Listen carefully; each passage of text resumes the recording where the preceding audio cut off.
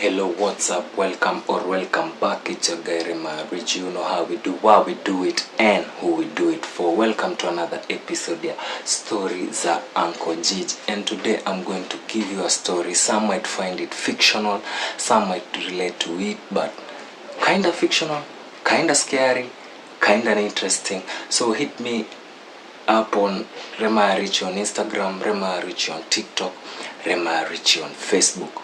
Across all social media platforms, I go by the name Rema Richie alias Uncle Gigi, and today we are back with another banger, another story session here, Story za Uncle Gigi. Thank you guys for watching my previous Gensified podcast mini episodes where we talked about Valentine's, we talked about sex and alcohol, and next week we are going to talk about something much more cooler.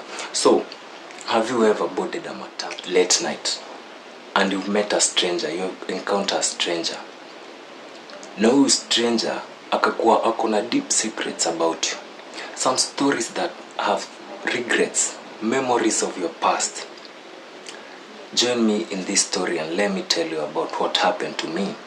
It was around 7 p.m. late evening. I had a very long day at work. So nikaenda nikapanda matatu. The matatu was almost full. So I sat on the third row seat near the window. While seated there, people were busy on their phones, interacting on their gadgets.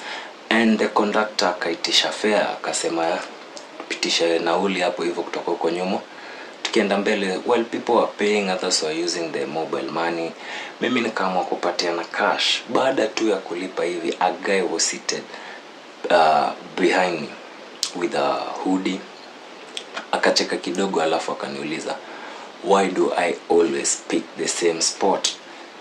I looked at him slightly weird. Nikishindwa umse ananichunguza, anansorora kivipi? Why is he interrogating me? I've never seen him before, I've never met him before. Akaniuliza, why do you always sit on the third row seat next to the window? Iswali bedeli anza kunichangamsha kidogo, ikaanza kunichemsha kidogo, juu nikashinda kwani umse tushaipanda the same mat naye tena, umse amekuwa akinichunguza, has this guy been looking for me? So kwa zile harakati akasema tena, uona kiti kwa kiti. Then you get a little bit anxious, pretending that you don't care about everything that is revolving around what's happening in the matatu. Mimi pale nikakaa hivi tu nashangaa, nashinda huyu jamaa kwani ni DCIO? Who is this guy? How does he know even the minute details about what I do when I board a matatu? So at this juncture, I was thinking of alighting the mat, but nikakaa hivi nikajambia naweza lipa fare nishuke, and I'll still have to pay the same amount of money if I boarded another matatu. So nikachill hapo, nikastay cool and easy. Then this guy says, what about the dreams that you've been having? What about the money issues that you've been having? How about the struggling period that you've been having? The prayers that you've been praying, thinking they are not getting answered? Mimi nikashtuka bro, nikaanza kushindwa kwani nimekaa kwa hii mat na psychic, mchawi? Who is this guy? Yeah? How does he know a lot about me? Na yet this is the first time I'm meeting him, guys. So at this point tulikuwa tumefika the first stage, so kuna watu walikuwa wanashuka. I really thought about alighting but sikushuka. So after watu wameshuka, the person who was seated next to me alishuka. So this guy comes and aketi kando yangu, akaniambia, you guy, I really know some things about you, some deep secrets that you've never shared with anyone. Nikashindwa huyu mjamaa ananikagua, mbona the things that he's saying, if not exact, if not precise, they were exact, very accurate, my guys. So mimi nikajiambia, let me calm down. I took some deep breaths, nikatulia hapo, nikajiambia acha nimsikize, maybe anaweza kuwa ni mtume, nabii, prophet. So after like 3 minutes hapo tu tumeketi, mimi nawaza hapo hivyo hadi nimeshaanza kusweat, kijasho chembamba kilikuwa chantiririka usoni mwangu. Nimekaa hivi nashinda huyu jamaa vipi? Mbona anchunguze hivi? Mbona unaniambia vitu ambavyo ni vitu nazifahamu kwa ndani, vitu za ndani, vitu ambavyo hata sijaiamueleza mtu yoyote. Akaniambia hivi, in the next 5 minutes you have a choice, you either alight the matatu or okay, there was a card, I alight the matatu and I'll never find out who he is, how he knew about me, or I could stay in the matatu and get to know what was going on. So mimi hapa hivi niko already like nimefika stage yangu mali penye nafaa kuwa nashuka. So I'm torn in between kushuka kubaki, kushuka kubaki, kushuka kubaki. Nikamwacha nibaki. This guy hawezi kuwa ati anajua a lot about me hivyo, alafu nimwache tu ende hivyo bila mimi kujua at least yeye ni nani. So conductor akatishia hapo kusema mara ya mwisho stage nani anashuka, amna wewe dere ora twende. So this guy akaniambia, you made the right choice, you did not alight the matatu.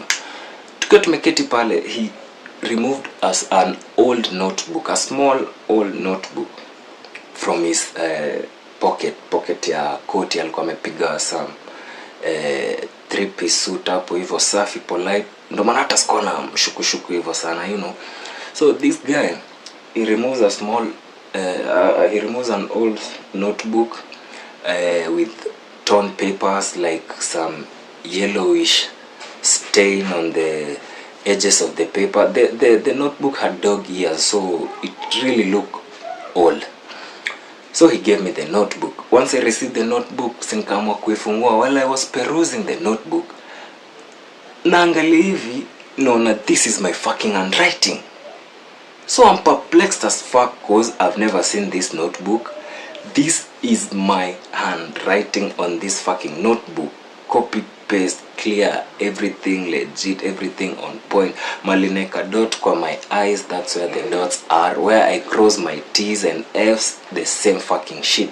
I've never seen this book before. It's an old notebook, a journal. It contains specific details about my life, but I couldn't relate to it because I've never seen this book. I didn't kaanza kujichuna wondering, am I asleep, am I dreaming or something, am I in slumberland? So this guy later asks me, how about the deja vus you've been having? Have you been seeing the same things that happen, like you feel like they happened to you a long time ago? The answer was yes, definitely all of us experienced some deja vus. But in that span, in that moment, when he was asking me and telling me these things, it felt as if this guy already knew me or has ever existed in my lifetime. He asked me another question which was kind of tricky, like, don't you see the resemblance we have? I had to study his visage for a bit because he had a hoodie on. Looking at him, his face started to look familiar. Like, this thing was like I was in it was like magic, like it was as if I was being hypnotized or something, you know, because this guy really knew much about me, details, word for word. He had facts about me, some facts even my closest friends or family members don't even know about. So this guy then tells me that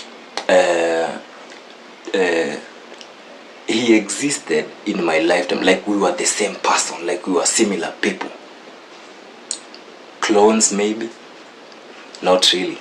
I was like his reincarnation in his previous life. So he told me that I was about to do the same mistake which he did, and I had an option. He was there to correct my path and maybe guide me in this new path. Kidogo kidogo hivi nakaa hivi najiuliza, leo nimetoka wera, right? Yes. Sijaingia club or any joint. I've not smoked any weed or shit. Like, in short, I was not high, and these things were real, you know. Nikachukua hadi simu nikajiambiaje, let me document this audio, this conversation, so that nikienda nyumbani, if maybe I was out of this world, maybe kwa hizo thoughts zangu, niende ni study, ni listen, I get to understand what was going on. At this moment, fucking myriad questions were crisscrossing my mind, wondering what should I do next. Already nishapita stage yenye napaswa kushuka. This guy, I've never met him, I don't know him. He then gave me an ultimatum. You have two options. He told me that I was about to repeat the same mistake that he did. So, it was either I write down on the notebook some words reading,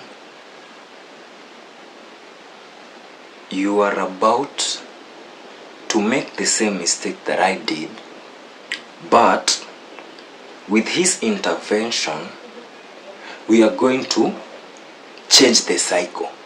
You understand? So things started to get fictional here, because how could we, how was it even possible to time travel at the first place? You understand? Because he's saying he existed in my, like he was a version of me in the past, and he was going to correct my track or the cycle of my life, so that in the future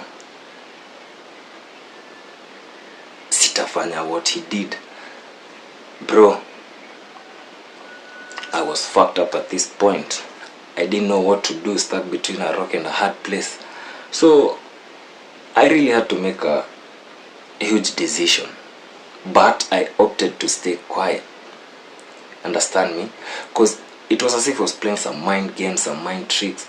If he existed in my past, he did a fucking mistake and he was trying to come and correct it. Why would he come to correct it during the phase of my lifetime? You understand? Kwani how special was I? Kwa hiyo, you know, so mimi nikamwacha nishuke matatu politely. This guy insisted no, I shouldn't go back home without doing what he wanted me to do. He even gave me another sasa a new notebook. He told me I go and start jotting down some quick notes hapo hivyo, so I jotted them quickly. Then he told me to go and follow those points that he had given me. And the funny thing, it was about a fortnight to my birthday week. So I was like really blown away, not in a good way though. So let me know what you think about what I've been talking to you in the comment section. This isn't a real true story, it's just a fictional story that I've been trying to create and tell you.